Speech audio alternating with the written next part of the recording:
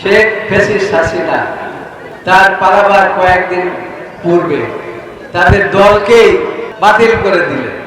এখন আমরা বলি নির্বাচনের কথা, তারা মাগুর মাছের মতো উল্টা দিয়ে বলে অন্য কথা। এদেশের মানুষের ভোটের অধিকার, গণতান্ত্রিক অধিকার, এটা দিয়ে যত তাড়াতাড়ি সম্ভব আপনাদের যা যা সংস্কার করা দরকার, সংস্কার তো হবেই। তো এটা নির্বাচিত সরকার যা রেখে যাবেন সেটা তারা করবে, কিন্তু দয়া করে একটা নির্বাচন দেয়। কিন্তু সেটা না দিয়ে আপনারা কয়েকদিন পর্যন্ত দেখেছেন যে একটা তাল বাহানা শুরু করেছে, কি যে হ্যাঁ নির্বাচন তো আমরা দেব, ওই পার্লামেন্টের আগে ইউনিয়ন পরিষদের নির্বাচন, স্থানীয় সরকার। আমরা বলছি এইসব তাল বাহানা ছেড়ে দিয়ে পার্লামেন্টের নির্বাচন দেয়।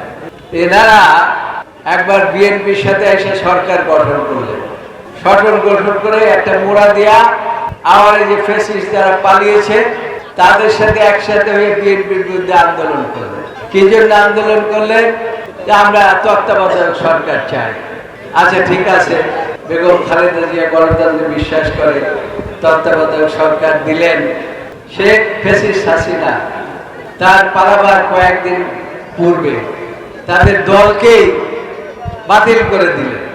এরপরেও তাদের হুঁশ হলো না। এখন আমরা বলি নির্বাচনের কথা, তারা মাগুর মাছের মতো উল্টা দিয়ে বলে অন্য কথা। এর পিছনে একটা কারণ আছে। তাদের কাজই হচ্ছে যে বাংলাদেশের বিরুদ্ধে ষড়যন্ত্র করা।